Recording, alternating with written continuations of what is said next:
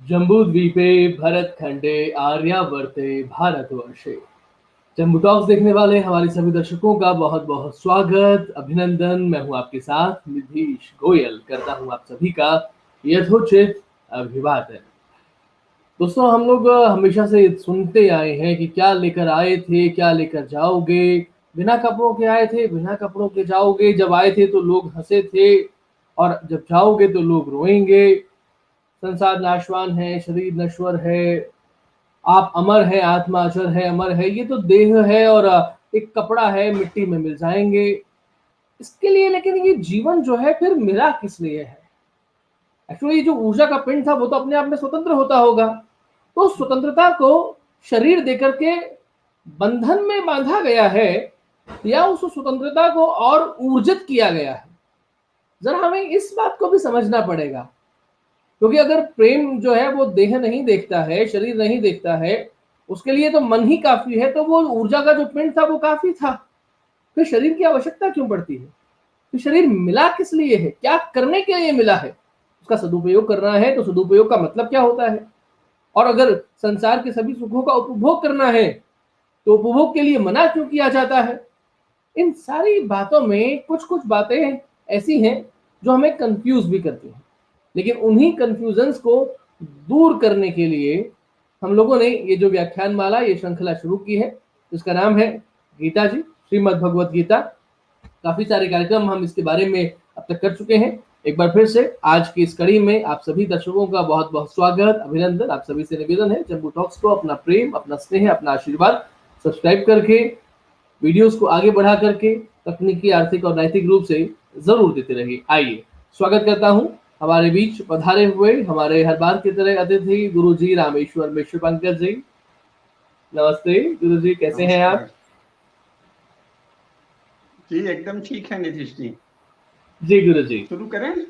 बिल्कुल आप शुरू करिए। जीवन की वसुदेव नित्यता, सुतम निरंतरता देवम और विराटता कंस का। चाणूरमर्दनम। जी जी, बस यही क्या मैं बोले? विषय ही पूछ रहा था, जीवन की नित्यता, निरंतरता और विराटता का सम्यक दर्शन, आज का विषय। जी गुरु जी, आप शुरू करें। ठीक ठीक। वसुदेव सुतम देवम कंस चाणूरमर्दनम देवकी परमानंदम कृष्णम वंदे जगद्गुरुम। कृष्णाय वासुदेवाय हरये परमात्मने प्रणतक्लेशनाशाय गोविंदाय नमो नमः। ओम नमो भगवते वासुदेवाय। मित्रों, आज का जो हमारा विषय है वो गीता के महत्वपूर्ण तथ्यों का, उसमें प्रतिपादित सत्यों का ऐसे ढंग से उद्घाटन करने का प्रयास है जिससे कि हम ठीक गीता की शब्दावली में समझ सकें। देश काल के अनुसार बहुत सी बातें कई तरह से कही जाती हैं। हमारे यहाँ परंपरा में ये कहा भी है कि अध्यारोपापवादाभ्याम निष्प्रपंचम प्रपंचते। जो निष्प्रपंच है वो वस्तुतः तो सामान्य वाणी से अकथनीय है, तो उसको भांति भांति से कभी अध्यारोपण करते हैं, कभी अपवाद करते हैं, ऐसे उसका प्रपंच किया जाता है, अर्थात उसका प्रतिपादन किया जाता है, वर्णन किया जाता है। जो मूल सत्ता है वो तो अव्याख्येय है और सामान्य वाणी से उसका केवल संकेत हो सकता है।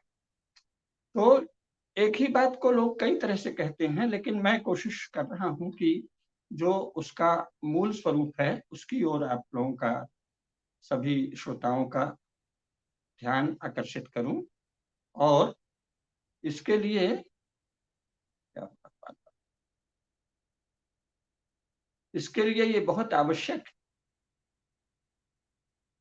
इसके लिए ये बहुत आवश्यक है कि हम सीधे मूल अर्थ की ओर ध्यान दें। तो स्वयं गीता में जो भगवान कृष्ण बात शुरू करते हैं वो कैसे शुरू करते हैं? प्रारंभ में ही जब वो उत्तर देते हैं, जैसा हमने कहा है, पहले भी चर्चा कर चुके हैं, और सभी लोग जो गीता का पाठ करते हैं वो जानते ही हैं कि मुख्यतः तो दूसरे अध्याय के 11वें श्लोक से अधिक आधारभूत बातें कहना भगवान प्रारंभ करते हैं। तो श्री भगवान उवाच अशोच्यानन्व शोचस्त्वं प्रज्ञावादांश्च भाषसे गतासु न गतासूंश्च नानुशोचन्ति पंडिताः। दूसरा अध्याय 11वां श्लोक। न त्वेवाहं जातु नासं न त्वं नेमे जनाधिपाः न चैव न भविष्यामः सर्वे वयमतः परम् देहिनोऽस्मिन् यथा देहे कौमारं यौवनं जरा तथा देहांतर प्राप्तिर्धीरस्तत्र न मुह्यति मात्रा स्पर्शास्तु कौन्तेय शीतोष्ण सुख दुःखदा आगमापायिनो नित्यास्तांस्तितिक्षस्व भारत। फिर आगे क्या है? ना सतो विद्यते भावो ना भावो विद्यते सतः उभयोरपि दृष्टोऽन्तः त्वनयोस्तत्त्वदर्शिभिः अविनाशी तु तद्विद्धि येन सर्वम् इदं ततं विनाशम् अव्ययस्याश्च न कश्चित् कर्तुमर्हति अन्तवन्त इमे देहा नित्यस्योक्ताः शरीरिणः अनाशिनो अप्रमेयस्य तस्माद् युध्यस्व भारत।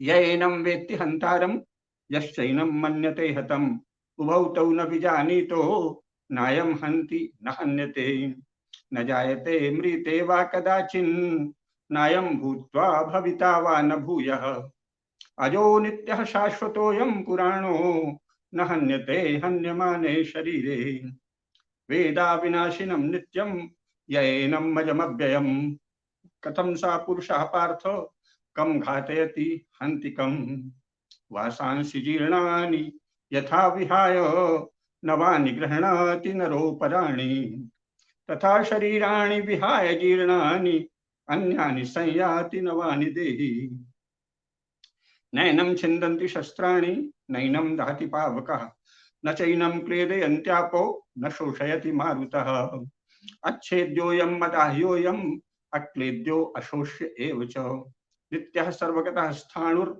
अचलोऽयं सनातनः अव्यक्तोऽयम् अचिन्त्योऽयम् अविकार्योऽयमुच्यते तस्मादेवं विदित्वैनं नानुशोचितुम् अर्हसि।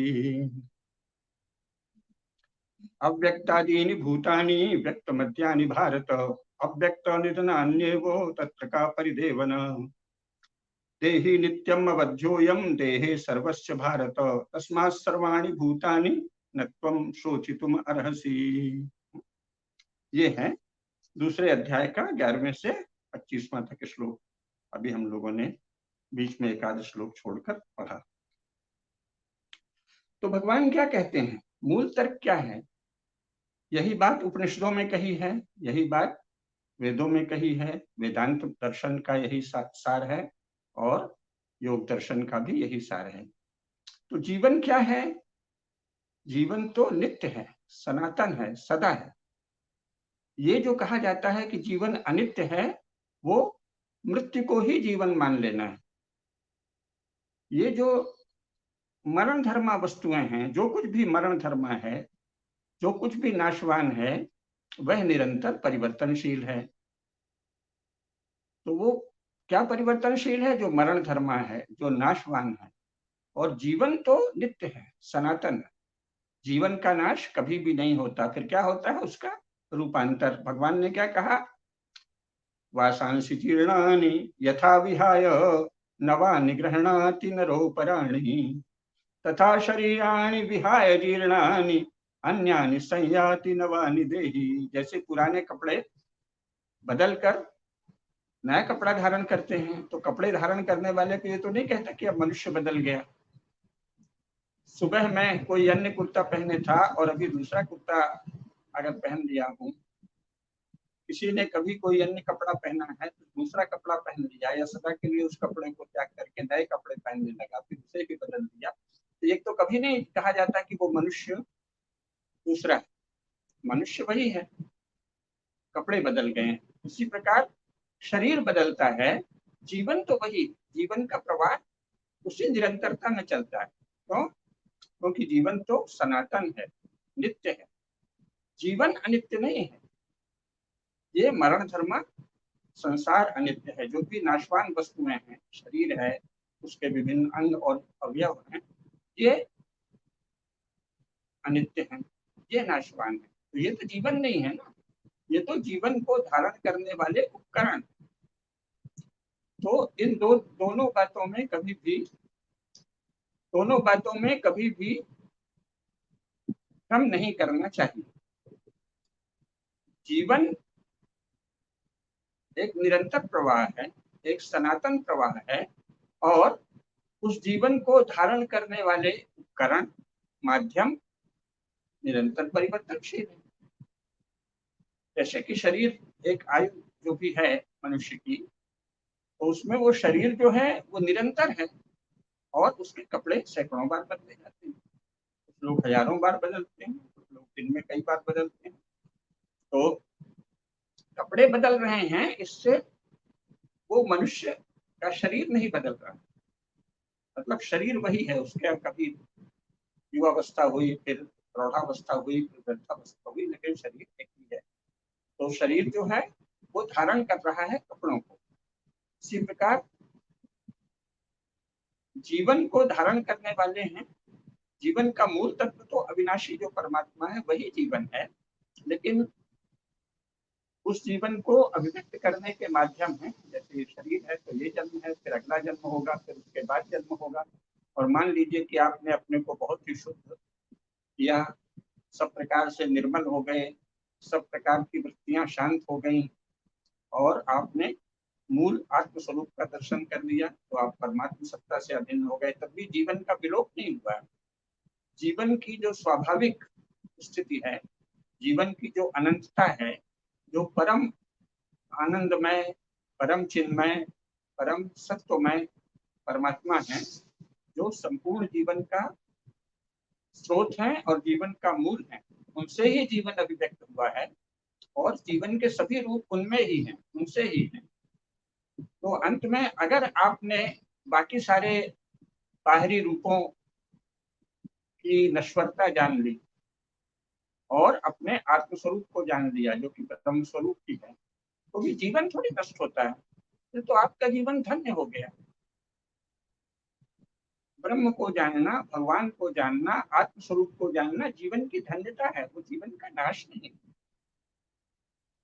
तो हमारे शास्त्र क्या सिखाते हैं? जीवन नित्य है, सनातन है, अविनाशी है, अनंत प्रवाह है। इसके रूप, इसकी अभिव्यक्ति के रूप बदलते रहते हैं। मूल जीवन तो चेतनामय है, चैतन्य सदा ही अविनाशी है, एक रस है,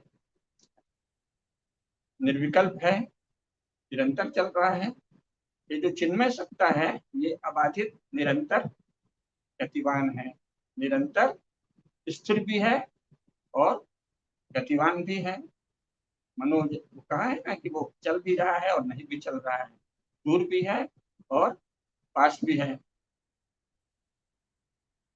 अनेजदेकं मनसो जवीयो नैन देवा आप्नुवन् पूर्वमर्षत् तद्धावतो ज्ञानत्येति तिष्ठत् तस्मिन् नभो मातरिश्वा दधाति। उपनिषद क्या कहता है? उपनिषद वो तदेजति तन्नैजति तद्दूरे तद्वन्तिके तदन्तरस्य सर्वस्य तद् सर्वस्यास्ति बाह्यतः। दूर भी है, निकट भी है, भीतर भी है, बाहर भी है। जीवन सर्वत्र है। जीवन चैतन्य है, चैतन्य के अतिरिक्त जीवन नहीं है। जब शरीर में चैतन्य नहीं रहता तो कहते हैं कि अब ये देह शांत हो गई, या उसी को कह देंगे मर गया। यानी जीवन का अभाव कहाँ हुआ है? शरीर में घटित हुआ है। चैतन्य ही जीवन है। जब तक शरीर में चैतन्य है, बुद्धि में चैतन्य है, मन में चैतन्य है, प्राण में चैतन्य है, तब तक कहेंगे साहब ये इनका जीवन था, ये इनकी इस शरीर की यात्रा थी। और जब शरीर शांत हो गया तो उससे चैतन्य चला गया, तो कह देते हैं शरीर शांत हो गया। तो इस प्रकार जीवन क्या है? जीवन तो चैतन्य है, चैतन्य की निरंतरता ही जीवन है। और ये चैतन्य गतिशील भी है और नहीं भी गतिशील। गतिशील दिखता है क्योंकि उसकी विभिन्न क्रियाएं हैं, विभिन्न क्रिया रूपों में अभिव्यक्त हो रहा है। और वस्तुतः क्योंकि सनातन है तो सर्वत्र है, सब जगह है। एक ही परम चैतन्य, परम सत्ता, जीवन का परम रूप सर्वत्र है। लेकिन उसके भेदों को भी जानना चाहिए और उसकी एकता को भी जानना चाहिए, यही कहा है। अगर हम भेद को नहीं जानेंगे तो व्यवहार में क्या हो जाएगा? तमस हो जाएगा। एक ही स्त्री रूप है, लेकिन कोई माँ है, कोई बहन है, कोई बेटी है, कोई पत्नी है, कोई मौसी है, चाची है, ताई है, पड़ोस की है, सहेली है, दूर की है, मेहमान विद्वान हैं, सम्मानित हैं, रानी हैं, राजकुमारी हैं, कलाकार हैं, संगीतज्ञ हैं, गायिका हैं, लेखिका हैं, विविध विविध रूप हैं, विविध रिश्ते हैं। तो इन दोनों ही रूपों को हमारे यहाँ जानने पर बल दिया गया।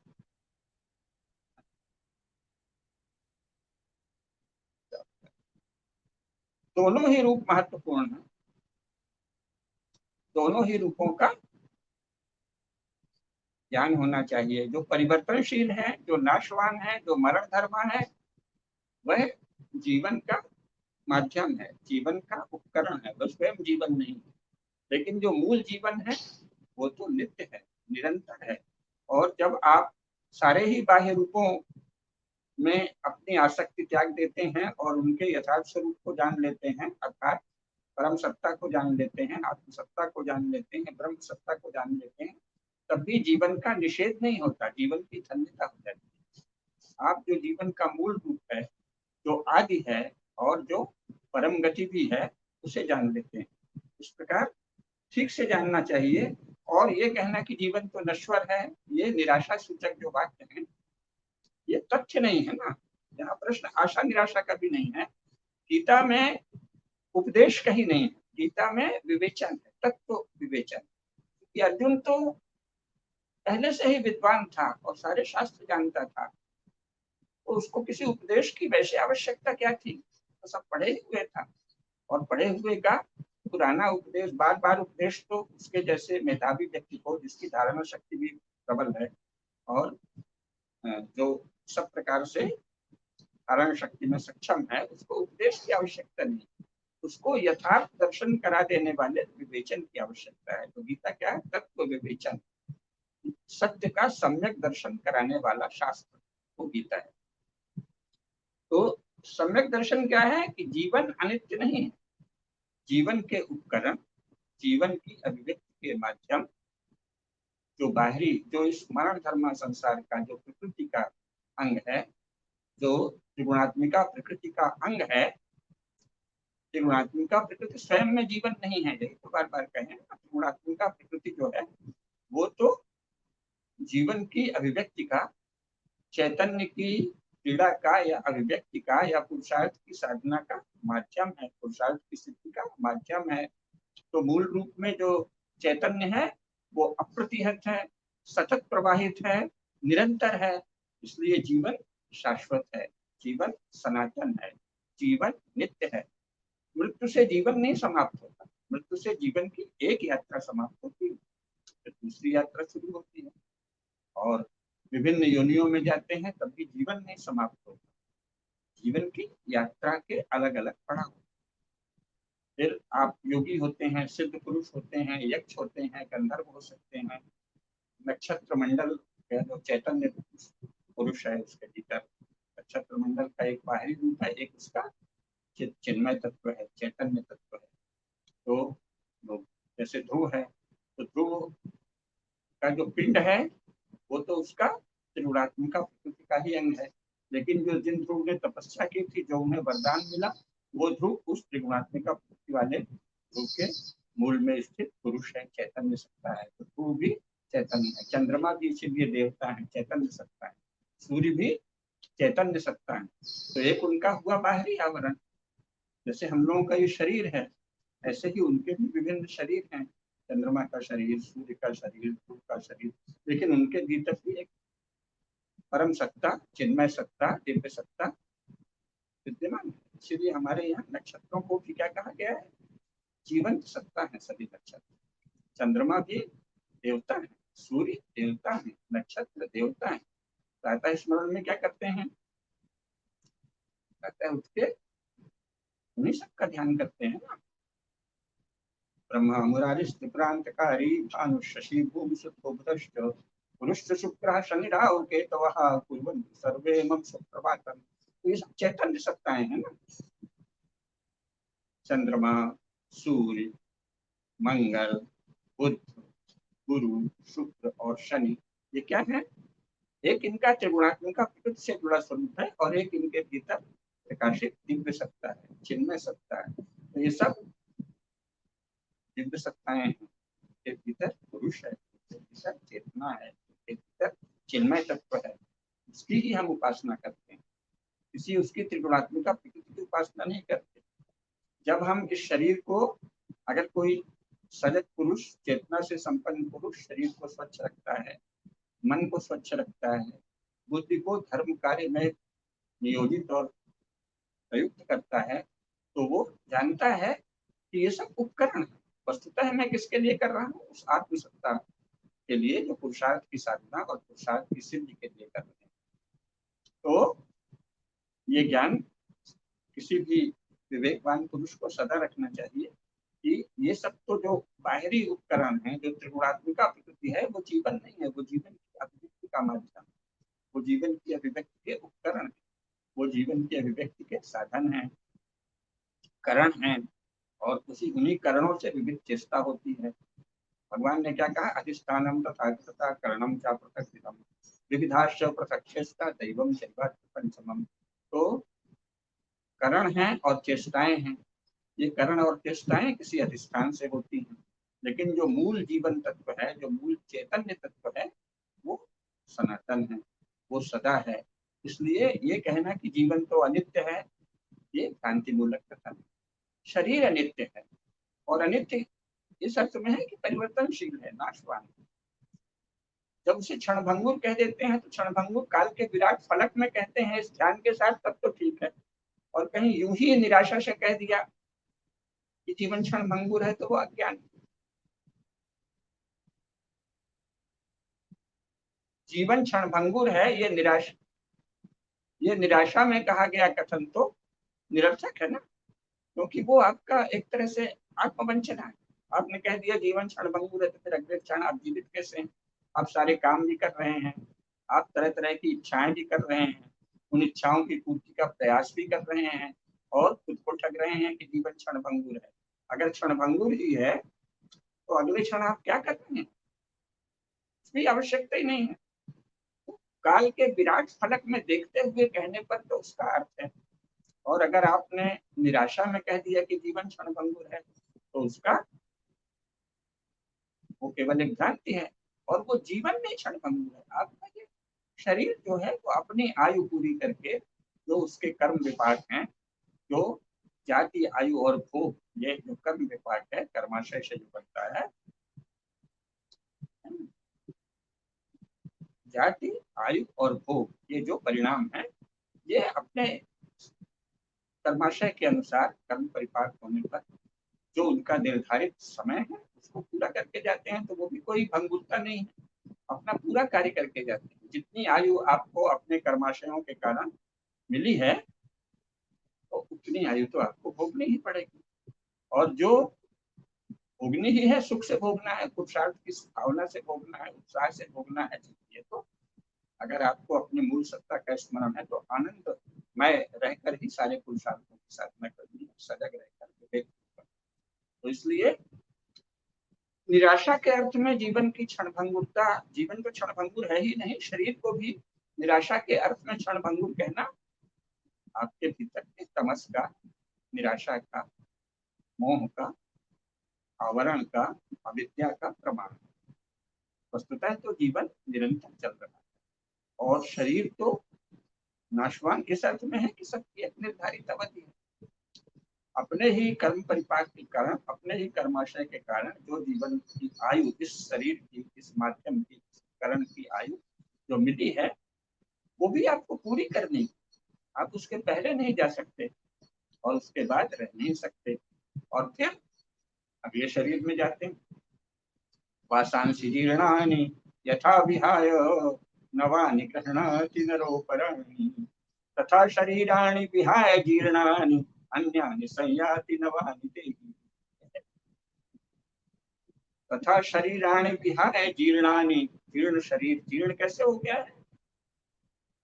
जो आयु आपके कर्माशय के कारण आपको इस शरीर के माध्यम से भोग के लिए प्राप्त हुई है, उसका समय समाप्त, उसका पीरियड खत्म। अब आपको पैर से बाहर जाना है, ये पीरियड हो गया। अब आपको ये जो शरीर है, इसको त्याग देना है, अगले शरीर की ओर जाना है। कैसे जाना है, ये भी हमने पहली बार भी बताया था, अध्याय 15 में जब आएंगे तब पुनः उसकी चर्चा करेंगे। विस्तार से वर्णन दिया। इस प्रकार जाते हैं वायुर्गंधानि वाशयात्, जैसे वायु गंध को बहा के ले जाती है, इसी प्रकार सूक्ष्म शरीर और कारण शरीर को बहाकर आत्मा अपने साथ ले जाता है अगले जन्म के लिए। अगला जो कर्म तैयार है उसमें आत्मा प्रवेश करता है और फिर वहां यात्रा करता है। जो जाता है वो भी यात्रा ही है, वो कोई मृत्यु की स्थिति में नहीं जाता। इस शरीर से जब निकले तब भी जीवन के साथ ही तो निकले ना, सूक्ष्म शरीर और कारण शरीर के साथ। और जब अगले गर्भ में प्रवेश किया, समय भी आप जीवंत रूप में ही प्रवेश करते हैं और फिर जन्म लेते हैं, फिर अगली यात्रा होती है। तो जीवन नित्य है, जीवन सनातन है, जीवन अव्यय है, जीवन कभी भी समाप्त नहीं होता। नाशवान वस्तुएं समाप्त होती हैं, तो सबको यथावत जानना चाहिए कि क्या नाशवान है और क्या अविनाशी है, क्या नश्वर है और क्या अनश्वर है, ये सदा जानना चाहिए। तो भगवान ने अर्जुन को केवल ये स्मरण दिलाया और ये तथ्य दिखा दिया कि देख भाई, ये है जो है, उसका निदर्शन करा दिया, उसका स्मरण करा दिया। तो ये तथ्यों का विवेचन है गीता, वो बता देती है कि होता क्या है। देहिनोऽस्मिन् यथा देहे कौमारं यौवनं जरा तथा देहांतर प्राप्ति धीरस्तत्र न मुह्यति। जैसे इस शरीर के रहते हुए इसमें कुमारावस्था है, युवावस्था है और जरावस्था या वृद्धावस्था है, उसी प्रकार देहांतर है, यहाँ समाप्त नहीं हो जाती आपका जीवन की। जन्म हुआ, शिशु अवस्था है, कुमार अवस्था है, युवा अवस्था है, प्रौढ़ावस्था है, वृद्धावस्था है। जो लोग केवल स्थूल इंद्रियों तक ही सीमित है, उनको इसके बाद लगता है कि समाप्त हो गया, लेकिन ये तो आपकी सीमा है, क्योंकि आप स्थूल इंद्रियों से आपने अपने को एकात्म कर दिया है अगर, तो आपको लगता है कि सब समाप्त है, लेकिन स्थूल इंद्रिय तो आप नहीं है। स्थूल इंद्रिय तो आपको तत्काल भोग भोगने के लिए प्रदान की है भगवान ने, करुणाकर भगवान ने, करुणामय भगवान ने बड़ी कृपा करके आपको ये दिया है कि भाई इसके द्वारा आप भोग भोगिए। तो देहांतर प्राप्ति भी उसी प्रकार होती है, जैसे आप कुमारावस्था से युवावस्था को नहीं रोक सकते, युवावस्था से प्रौढ़ावस्था को नहीं रोक सकते, प्रौढ़ावस्था से जरावस्था या वृद्धावस्था को, जीर्ण होने की अवस्था को नहीं रोक सकते, उसी प्रकार देहांतर होने की अवस्था को नहीं रोकते। तो देहांतर प्राप्ति भी उसी प्रकार है, जैसे देहिनोऽस्मिन् यथा देहे कौमारं यौवनं जरा तथा देहांतर प्राप्ति धीरस्तत्र न मुह्यति। तो यही कहा है ना, क्योंकि ना सतो विद्यते भावो ना भावो विद्यते सता। असत वस्तु जो है उसकी कोई सत्ता नहीं होती और जो सत्य है उसका कभी भी अभाव नहीं होता। तो जीवन सत्य है, जीवन सत्य है, जीवन चैतन्य है, इसीलिए जीवन सनातन है, उसका कभी भी अभाव नहीं होता। ना सतो विद्यते भावो ना भावो विद्यते सतः उभयोरपि दृष्टोऽन्तः त्वनयोस्तत्त्वदर्शिभिः। जीवन सनातन है, जीवन सत्य है, जीवन सत्य है और सत्य का कभी भी अभाव नहीं होता। तो जो तत्वदर्शी हैं वो जानते हैं कि जीवन का कभी भी अभाव नहीं होता। इसलिए भगवान ने क्या कहा, अविनाशी तु तद्विद्धि येन सर्वम इदं ततम विनाशम अप्यस्याश्च न कश्चित् कर्तुमर्हति। जो सर्वत्र व्याप्त है वो जीवन, वो सनातन सत्ता, वो चिन्मय सत्ता अविनाशी है। येन सर्वम इदं ततम तत्तु अविनाशी विद्धि, जिससे ये सब कुछ है, ये जीवन चारों ओर जो व्याप्त है, जिससे सब कुछ है, वो अविनाशी है और अव्यय है। तो इस अव्यय का अस्य अव्ययस्य विनाशम कर्तुम कश्चित न अर्हति। इस अव्यय का विनाश करने की अर्हता, पात्रता, योग्यता, सामर्थ्य किसी में भी नहीं है। तो जीवन जो है वो अव्यय है, अविनाशी है, निरंतर है, सनातन है, उसका विनाश कभी भी नहीं होता। जीवन की अभिव्यक्ति के, जीवन की क्रीड़ा के, जीवन के आस्वादन के, जीवन के भोग के जो विविध उपकरण हैं वो भी अपनी पूरी आयु को प्राप्त करते हैं, जिसकी जो आयु कर्माशय के अनुसार निर्धारित है। और उसके बाद वो उनका कार्य समाप्त, उनकी क्लास समाप्त, उनकी कक्षा समाप्त, उनका खेल समाप्त, तो उसके बाद अगली कक्षा, अगला खेल प्रारंभ हो जाता है। तो इससे जीवन का विनाश नहीं होता, जीवन व्यय नहीं होता, जीवन अव्यय है और जीवन निरंतर प्रवहमान है। और उस अव्यय के विनाश की अर्हता, पात्रता, योग्यता किसी में भी नहीं है, ये भगवान कहते हैं। तो अंतवंतै में देहा नित्यस्योक्ता शरीरिणः, ये जो शरीरी है, जो जीवन है, जो जीवन का धारक है, जीवनमय है, वही जीवन ही है। जिसे जीवात्मा कहते हैं, वो क्या है? जीवन को ही, वही तो जीवन है। जीवात्मा से रहित तो कोई जीवन नहीं। तो जीवात्मा कौन है? जो जीवनमय है। जीवनमय जीवात्मा जो है वो नाश रहित है, अप्रमेय है और नित्य स्वरूप है। और जो उसके शरीर हैं, जो उसके उपकरण हैं, जो उसके माध्यम है, जो उसके साधन है, वो अपनी आयु पूरी करके, अपना समय पूरा करके, जितना उनका निर्धारित समय हो जाते हैं, सार्थक हो जाते हैं, धन्य हो जाते हैं, वो भी सार्थक हो जाते हैं। शरीर भी सार्थक है। यदि आपने ये ध्यान रखा कि जीवन सनातन है, जीवन नित्य है, जीवन अव्यय है, तो उसके बाद आपने इस शरीर से जो काम लिया तो उससे शरीर धन्य हो जाता है, क्योंकि इसके द्वारा फिर आप सजग रहकर पुरुषार्थ की साधना करते हैं। तो जब आप जीवन की सनातनता को, नित्यता को, जीवन के शाश्वत होने को, जीवन के शाश्वत स्वरूप को, जीवन के चैतन्य में स्वरूप को, चैतन्य की सनातनता को स्मरण रखते हुए शरीर का काम लेते हैं, शरीर को शुद्ध रखते हैं, शरीर से विविध पुरुषार्थों की सिद्धि करते हैं, तो वो शरीर भी धर्म हो जाता है। आपने उस शरीर को सार्थक कर दिया, शरीर को धन्य कर दिया, शरीर की अर्थवत्ता सिद्ध कर दी। तो इसलिए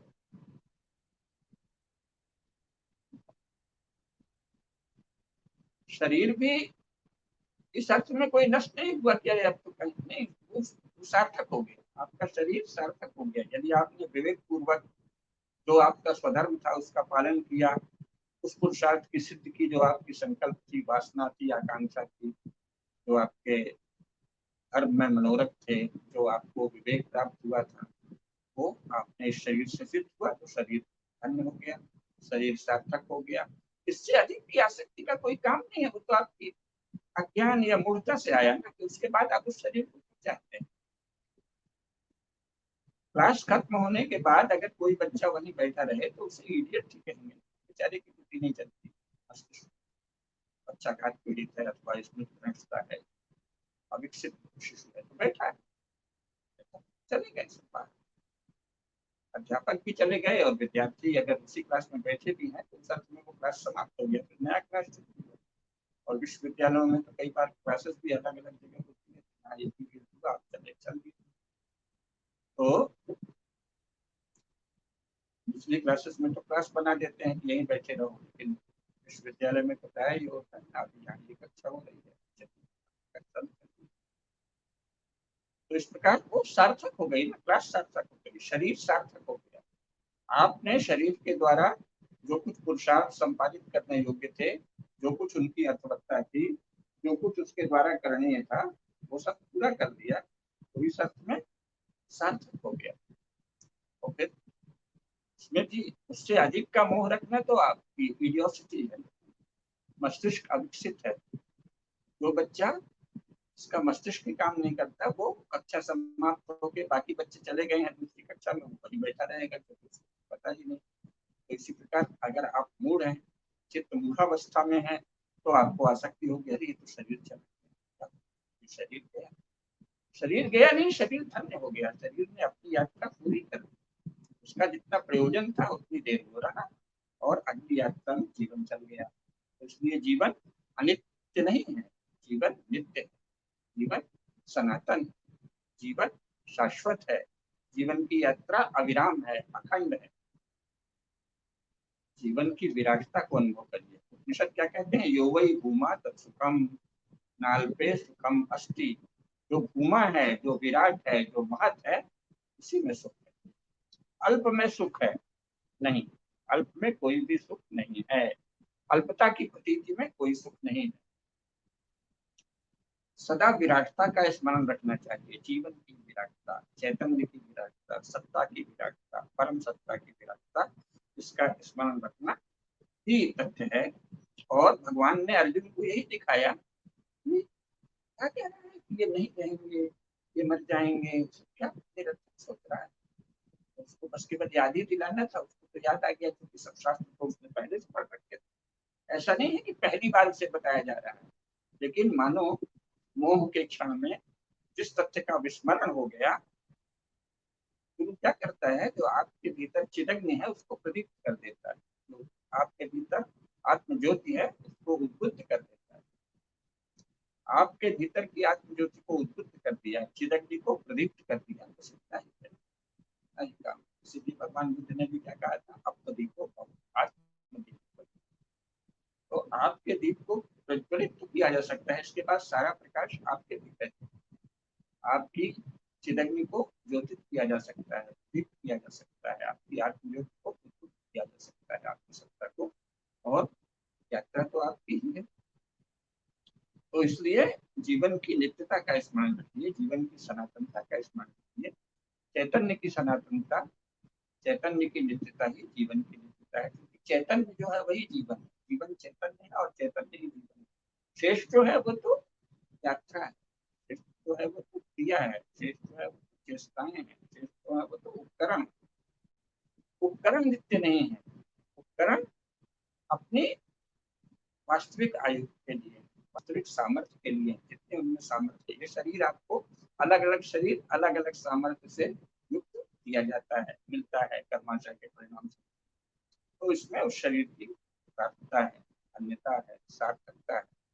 तो आप अपने शरीर को सार्थक करते हैं धर्म पालन के द्वारा, धर्म पालन के द्वारा, और इस विवेक के जागृत रहकर फिर उसका उपयोग करने के द्वारा कि ये हमारा संकल्प है, ये हमारी वासना है, ये हमारी आकांक्षा है।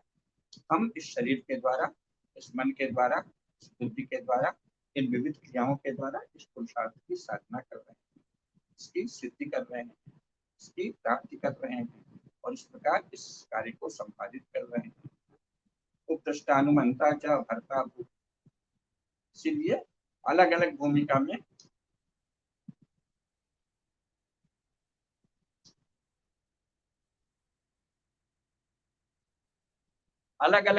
में इसीलिए अलग अलग अलग विशेषण दे दिए जाते हैं।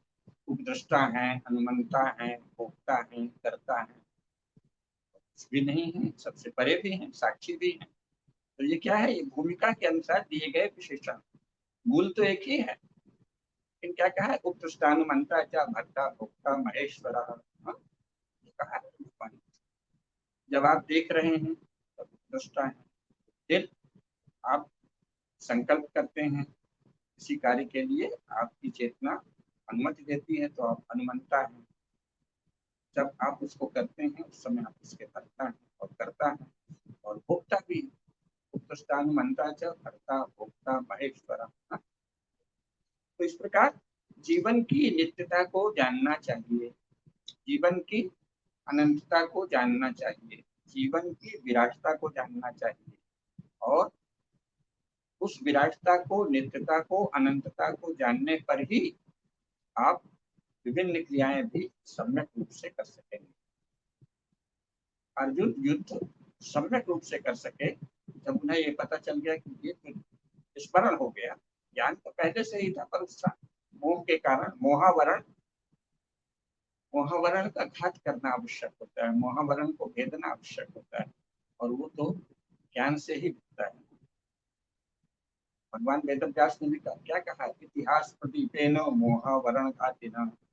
इतिहास अगर सच्चा इतिहास है तो वो क्या करता है, लोगों के मोहावरण को नष्ट कर देता है, और लोगों का अंतःकरण इसी प्रकार प्रकाशित कर देता है जैसे गर्भगृह को एक दीपक प्रकाशित कर देता है अंधेरी रात। तो इतिहास प्रदीपेन मोहावरण आदिनादिका है व्यास ने महाभारत के। तो इसी प्रकार अगर आपके भीतर आत्मज्योति जागृत है तो आप निरंतर स्वतः ही मोहावरण का भेदन करते रहेंगे, या गुरु के या समर्थ के मार्गदर्शक के संकेत से मोहावरण का भेदन हो जाएगा। तो भगवान ने क्या किया, अर्जुन के मोहावरण को भेद दिया। अर्जुन का बता दिया कि भाई ये क्या कह रहा है कि नहीं रहेंगे और फिर ये होगा, फिर क्या होगा। इसीलिए उन्होंने कहा, क्या कहा, न त्वम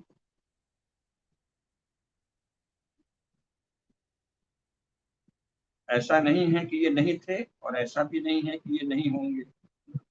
इसीलिए इसको समझाया कि ऐसा तो कोई समय ही नहीं है कि जब ये नहीं थे।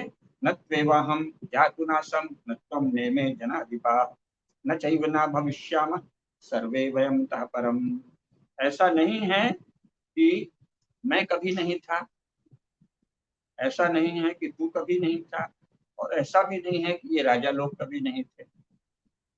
न त्वेवाहम जातुनासम न त्वम न इमे जनाधिपाः न चैव न भविष्यामः, ऐसा भी नहीं है कि ये नहीं होंगे।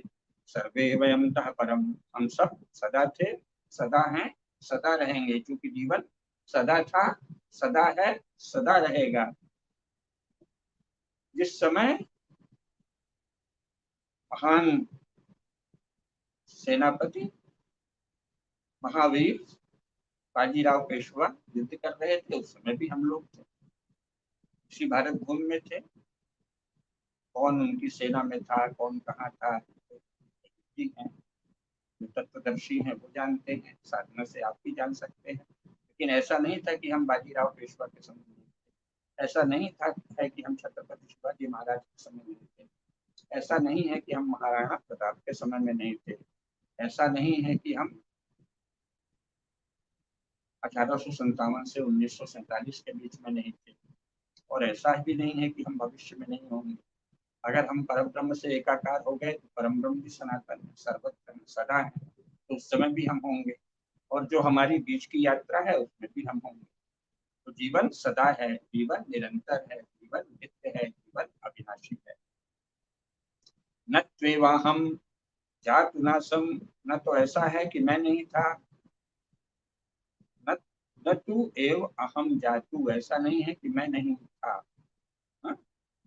और ऐसा भी नहीं है कि तुम नहीं थे, और ऐसा भी नहीं है कि ये जनाधिप जो राजा लोग हैं ये नहीं थे, और ऐसा नहीं होगा कि कभी हम नहीं। हम लोग सब, मैं आप जो बोल रहे हैं, जो सुन रहे हैं, वो सब पहले भी थे, हजारों जन्म पहले भी थे। अभी छत्रपति शिवाजी महाराज के समय में भी थे, उसके पहले महाराणा प्रताप के समय में भी थे, बाद में बाजीराव पेशवा के समय में भी थे, और फिर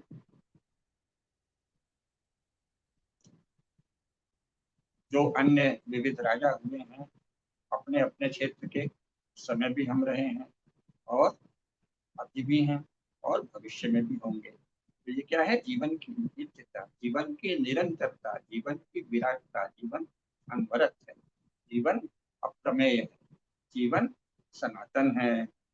न त्वेवाहम जातुनासम न त्वम नेमे जनाधिपा न चैव न भविष्यामः सर्वे वयम तः परम। ये भगवान कहते हैं। तो गीता क्या उपदेश देती है, गीता केवल ये बताती है कि जीवन सनातन, चैतन्य सनातन, और बाकी सब जो घटनाएं हैं वो यथा समय अपनी संपूर्ण जो उनका काल निर्धारण है, तो कर्माशय के फलस्वरूप, कर्मों के परिपाक के फलस्वरूप, जिसकी जो नियति है, जिसको जो समय मिला है, जिसकी जो अर्थवत्ता है, जिसकी जो कुल शक्ति है, सामर्थ्य है, क्षमता है, पात्रता है, उसके अनुसार वो सब करके जाएंगे। तो इसलिए इसमें किसी भी बात में शोक का तो कहीं कोई स्थान ही नहीं।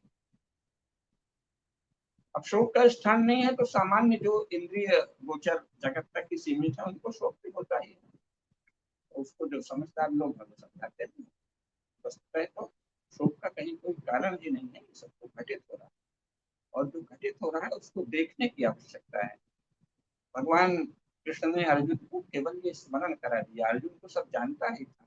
ये तो कि भाई देखो, तुम थे, तुम हो और तुम भविष्य में भी रहोगे।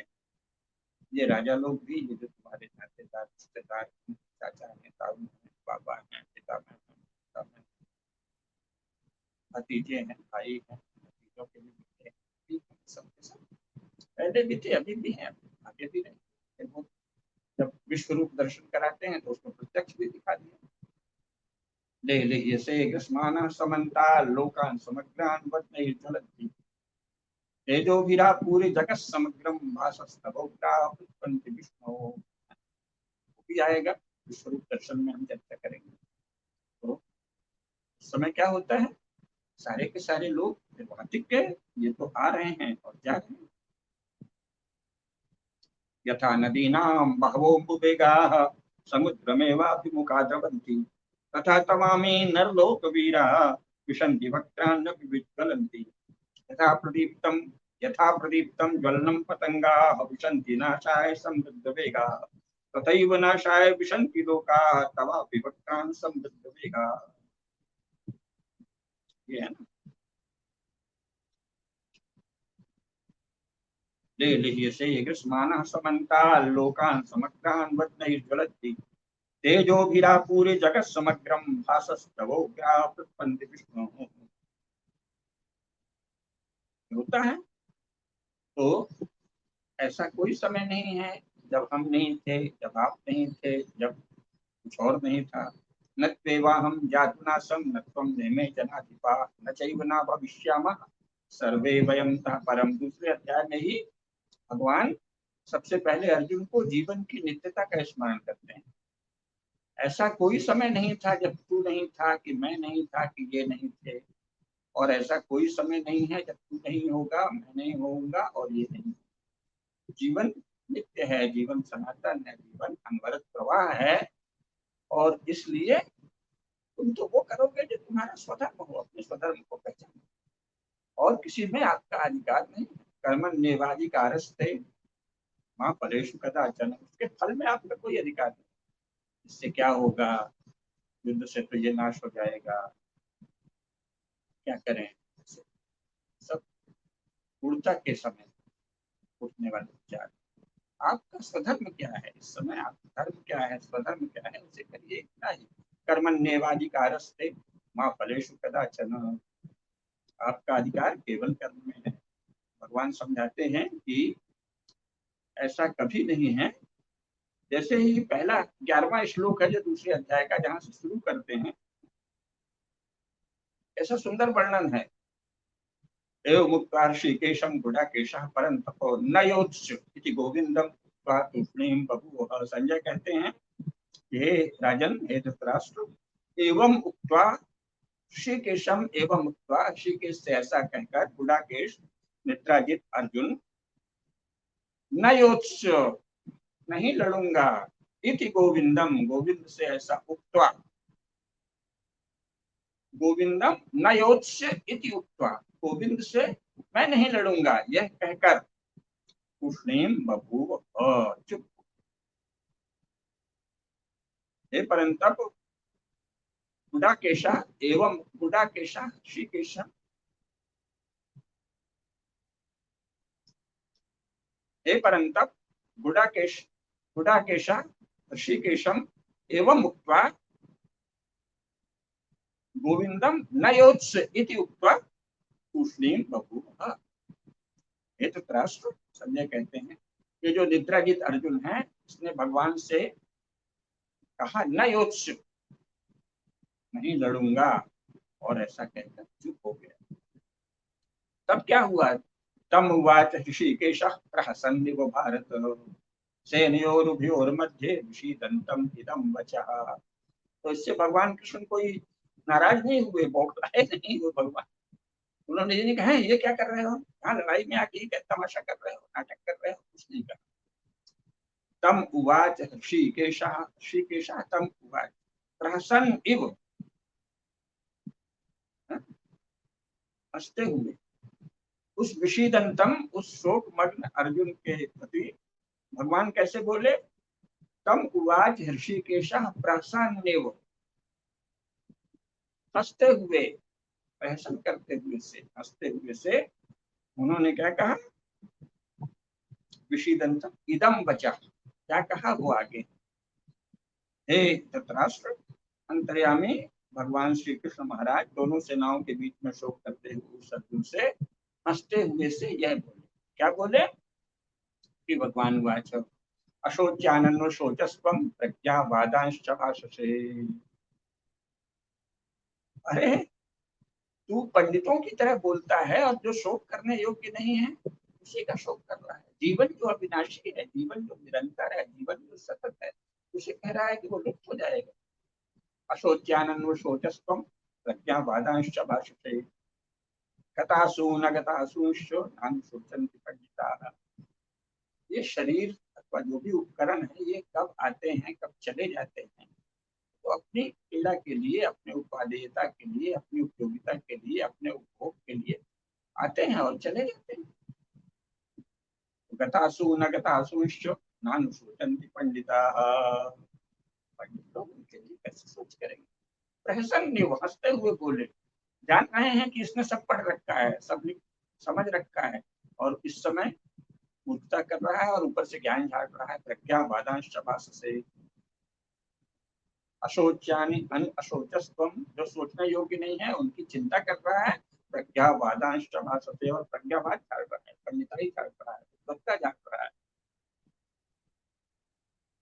जानता है, सब सुन सब रखा है, लेकिन अभी जो सोचने योग्य बात ही नहीं है उसकी चिंता करके प्रज्ञावाद झाड़ रहा है। प्रज्ञावाद से, तो उसके बाद कहा है कि न त्वेवा हम जातुना सब न त्वं नेमे जनाधिपा न चैव न भविष्यामः सर्वे वयं तत्परम् देहिनोऽस्मिन् यथा देहे कौमारं यौवनं जरा तथा देहान्तर प्राप्य धीरस्तत्र न मुह्यते मात्रा स्पर्शास्तु कौन्तेय शीतोष्णसुखदुःखदा आगमापायिनो नित्याः सांस्कृतिकस्तु भारत। ये जो इंद्रिय और विषयों के संयोग हैं, जिनसे कभी सर्दी लगती है, कभी गर्मी लगती है, कभी सुख होता है, कभी अनुकूल वेदनीयम सुखम, अनुकूल वेदनीयम सुखम, कभी इन विषयों से अनुकूल संवेदन होता है और कभी प्रतिकूल संवेदन होता है। ये तो जो है, ये तो आगमा पाइनो, आते हैं जाते हैं, ये अनित्य। अनित्य क्या है? इंद्रिय और विषयों के संयोग, मात्रा स्पर्शास्त्र, वो अनित्य है। वो जो शीत और उष्ण है, सुख और दुख है, इनका जो आना और जाना, ये अनित्य है। जीवन नहीं, जीवन तो सब में है, सुख में भी जीवन है, दुख में भी जीवन है। सर्दी लग रही तब भी जीवन है, गर्मी लग रही तब भी जीवन है। इसमें जीवन का अभाव नहीं है, जीवन निरंतर है, जीवन शाश्वत है, जीवन सनातन है। और इंद्रिय और विषयों के जो संयोग हैं वो नश्वर, वो अनित्य है। उत्पत्ति अनिष्ट किस अर्थ में? उत्पत्ति और विनाशशील। ये नहीं कि वो है ही नहीं, अरे सब माया है, अरे कुछ है ही नहीं, ये सब नहीं कहा। जिस समय ठंडी लग रही तो ठंडी लग रही है, उस समय कोई कहे कि अरे सब माया है, ठंड बन, तो आप जान लेंगे ये मूर्ख है। मैं तो ठंड से कांप रहा हूँ, मुझे तो कंबल चाहिए, मुझे तो रजाई चाहिए, मुझे तो आग चाहिए तापने को, या हीटर चाहिए जिसका जो, और ये हमको उपदेश दे रहे हैं सब माया है। ऐसी कोई मूर्खता कौन पाता है? विद्वान लोग नहीं कहते ये सब माया नहीं है कुछ भी। माया दूसरे अर्थ में कहा गया है, आगे बचनी उसकी कभी चर्चा बाद में यथा समय होगी। संसार माया इस अर्थ में नहीं है कि हमें ठंड लग रही है अरे सब माया है, गर्मी लग रही है अरे माया है, सुख हो रहा नहीं नहीं, कोई सुख का क्षण उपस्थित हो गया तो कहते हैं सब माया है, दुख का क्षण उपस्थित हो गया माया। सुख के समय तो नहीं कहते, दुख के समय माया कहना भी मिथ्या भाषण, कुछ माया नहीं। तो वास्तव विषय और इंद्रियों का संयोग वास्तविक है, शीत और उष्ण, सुख और दुख वास्तविक हैं, लेकिन वो परिवर्तनशील है, वो आते और जाते हैं। इसीलिए यम जिना व्यथ्यन्ते ते पुरुषम पुरुषर्षभो सम दुःखो सुखम धीरम सो अमृतत्वाय कल्पते। इसलिए जिस धीर पुरुष को ये व्यथित नहीं करते, ये नहीं कहा कि ये अनुभूति नहीं होती। ठंड, ठंड की अनुभूति होगी ठंड के समय, गर्मी की अनुभूति होगी गर्मी के समय, कोई सुंदर पुण्य कारक कार्य हो रहा है, हमसे हो गया है या दूसरा कर रहा है, तो उसको देख के सुख की अनुभूति होगी। कोई अनुचित कर्म हो रहे हैं, राजा कर रहा है, शासन कर रहा है, पड़ोसी कर रहा है, हमारे बच्चे कर रहे हैं, हमारे भाई कर रहे हैं, हमारे पिताजी कर रहे हैं, वो दुख होगा, सुख दुख सब होगा। वो व्यथित नहीं, भाई ये सुख का ये कार्य हो रहा है, इसको देखिए सुख का कार्य, अरे ये तो बड़ा दुखद कार्य हो रहा है, तो ये शासन तो बड़ा दुखद है, उसको ये नहीं किया जैसे माया है, नहीं दुखद पीड़क, दुखदायी, प्रजा के लिए दुखदायी शासन दुखदायी है। लेकिन उससे आप व्यथित नहीं होंगे, उससे आप उपाय सोचेंगे कि दुखदायी शासन दूर होने में मेरा क्या पुरुषार्थ है और मेरी क्या भूमिका है। तो जिसको ये सब व्यथित नहीं करते, बल्कि केवल स्वधर्म की प्रेरणा देते हैं कि इस समय ये करनी है, वो वही अमृतत्वाय कल्पते, वो जीवन के लिए अमृतत्व को, जीवन की सनातनता को, जीवन की अविनाशिता को, जीवन के शाश्वत और सनातन नित्य स्वरूप को जानता है। क्यों? क्योंकि ना सतो विद्यते भावो, ना भावो विद्यते सतः, उभयोरपि दृष्टोऽन्तस्तयोस्तत्त्वदर्शी। यानी पुरुष जानते हैं कि असत का कोई भाव नहीं होता, असत की वस्तुतः कोई सत्ता नहीं है, केवल सत्ता की भ्रांति हो सकती है, और सत का कोई अभाव नहीं है। तो इसलिए इन सभी जो क्रियाएं हैं, ये सभी जो चेष्टाएं हैं, ये सभी जो गतिविधियां हैं, इनके भीतर जो अविनाशी है, अविनाशी तद्विद्धि येन सर्वम इदं ततम विनाशम अप्यस्याश्च न कश्चित कर्तुमर्हति। ये जो अव्यय जीवन है, जो अविनाशी जीवन है, जो कभी भी समाप्त नहीं होने वाला जीवन है, उसका विनाश करने की सामर्थ्य, उसका विनाश करने की पात्रता किसी में नहीं है। इसलिए जीवन की अनंतता को जाने और जीवन के रूपों की चरितार्थता को जाने, उसके वास्तविक स्वरूप को जाने। शरीर किन बातों से धन्य हो रहा है और किन से धन्य नहीं हो रहा है, इसको जाने। मन किन बातों से पवित्र और प्रसन्न हो रहा है, किन से नहीं हो रहा है, इसको जाने। बुद्धि कौन से पुण्य कर्म में नियोजित है और कौन से पाप कर्म में नियोजित है, सम्यक रूप से जाने। यथावत जाने, तद्वत सही सही जो जैसा, इसीलिए जैन दर्शन बौद्ध दर्शन भी सम्यक बहुत आता है, सम्यक दृष्टि, सम्यक संकल्प, सम्यक दर्शन, सब कुछ सम्यक। तो भगवान कृष्ण ने क्या किया, सम्यक दर्शन करा दिया अर्जुन को। अर्जुन ने सब कुछ पढ़ रखा था, सब कुछ जानता था, लेकिन मोहावरण के कारण विस्मृत हो गया, तो उन्होंने उसे सम्यक दृष्टि दे दी। ये सम्यक दृष्टि क्या है? सम्यक दृष्टि यह है, यैनम वेत्ति हंतारम यश्चैनम मन्यते हतम उभौ तौ न विजानीतो नायम हन्ति न हन्यते। जो मानता है कि मैं तो उसकी आत्मा को ही मार डालूंगा, उसकी आत्मसत्ता को नष्ट कर दूंगा, या वो मेरी आत्मसत्ता को नष्ट कर देगा, वो दोनों ही नहीं जानते। क्योंकि आत्मसत्ता को न तो कोई मारता है और न वो कभी बढ़ती है। तो जीवन नहीं नष्ट होता, आप कोई एक क्रिया करते हैं, क्रिया का ठीक ठीक स्वरूप क्या है, सम्यक स्वरूप क्या है, ये जानना चाहिए। तो इसीलिए जीवन अनित्य नहीं है, जीवन नित्य है, जीवन सनातन है, जीवन सत्य है, जीवन अव्यय है। लेकिन जो नाशवान वस्तुएं हैं वो भी नाशवान है। यथावत जाने, यथा तथ्य जाने। कौन सी आयु है, तो आयु जो है वो अपने पूरे परिपाक के अनुसार, कर्म परिपाक से आई है, पूरी उसकी प्रक्रिया होकर समाप्त हो जाए। शरीर है, जैसा शरीर मिला है कर्माशय के कारण, कर्म परिपाक के कारण, तदनुसार आप भोग करेंगे। अगर आप सजग रहेंगे तो इससे पुरुषार्थ की साधना कर लेंगे, शरीर धन्य हो जाएगा, फिर आप अगली यात्रा पर चल देंगे। तो इस प्रकार जीवन की अनंतता को जाने, और ये जाने न जायते मृते वा कदाचिन्नायं भूत्वा भविता वा न भूयः अजो नित्यः शाश्वतो अयं पुराणो न हन्यते हन्यमाने शरीरे।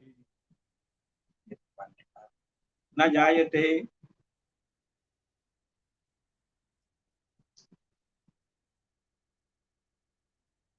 न जायते मृते वा कदाचिन्, न जायते मृते वा कदाचिन्नायं भूत्वा भविता वा न भूयः। न तो जो जीवन है वो कहीं अचानक शुरू होता, और न ही वो मरता। आत्मा का न तो जन्म होता और न ही आत्मा की मृत्यु होती, क्योंकि वो अज है, नित्य है, शाश्वत है और पुराण है। पुराण यानी सनातन है, पुरातन है। न जायते म्रियते वा कदाचिन् नायं भूत्वा भविता वा न भूयः। अजो नित्यः शाश्वतोऽयं पुराणो न हन्यते हन्यमाने शरीरे। वेदाविनाशिनं नित्यं येनं अजमव्ययम्। कथं सा पुरुषः पार्थ कम घातयति हन्तिकम्। भगवान ने क्या कहा, इस अविनाशी को जानिए, जीवन की अविनाशिता को जानिए, जीवन के अव्यय स्वरूप को जानिए, जीवन की निरंतरता को जानिए। जीवन क्षणभंगुर नहीं है, क्षणभंगुर तो केवल क्षणभंगुर वस्तु है, नाशवान तो नाशवान वस्तु है। नाशवान जो है उसे जानिए। त्रिगुणात्मिका प्रकृति के जो त्रिगुणात्मिका प्रकृति के जो भी उपकरण आपको प्राप्त हुए हैं नाशवान है। इसका अर्थ है यथा समय नाशवान है। ये भी नहीं कि आप पहले से ही मुंह बिटकाने लगे ये तो नाशवान है, फिर आप कुछ भी नहीं कर सकते। वस्तुतः नाशवान भी ये बताया है कि यथा समय नाश होंगे। वस्तुतः तो वो उनका सब उनका एक यथा तथ्य जानना, यथावत जानना, सम्यक रूप से जानना कि इनकी ये आयु है, इनका ये स्वरूप है, इनसे ये भोग संभव है, इनसे इस पुरुषार्थ की सिद्धि संभव है, इनका इतना आयुष्य, इतना काल है, इतनी देर टिकने की सामर्थ्य है, इनकी सस्टेनेबिलिटी इतना ही ये सस्टेन हो सकते हैं, उतना ही सस्टेन होंगे। लेकिन जो जीवन है वो तो निरंतर है, अनंत है, सतत है, सनातन। जीवन भंगुर नहीं, भंगुर है भंगुर वस्तु। तो सम्यक रूप से जानना, जीवन की नित्यता को जानना, जीवन की अविनाशिता को जानना, जीवन की अनश्वरता को जानना, जीवन की सनातनता को जानना, यही भगवद गीता का प्रयोजन है। अर्जुन को उन्होंने भगवान कृष्ण ने, जो वो पहले से जानता था परंतु मोहावरण के कारण जो ढक गया था, स्मरण से ओझल हो गया था, उसे प्रदीप्त कर दिया, स्मृति का प्रदीपन कर दिया। यथा तथ्य विवेचन के द्वारा, सम्यक विवेचन के द्वारा स्मृति को प्रदीप्त कर दिया, बोध को प्रदीप्त कर दिया, बोध को जागृत कर दिया। क्या बोध की जीवन सनातन है, जीवन शाश्वत है, जीवन नित्य है, जीवन अविनाशी है और जीवन विराट। यो वै भूमा तत्सुखम नाल्पे सुखमस्ति। अल्प में कोई सुख नहीं है, जो विराट है, जो भूमा है, जो महत है, सिद्ध सुख है। आज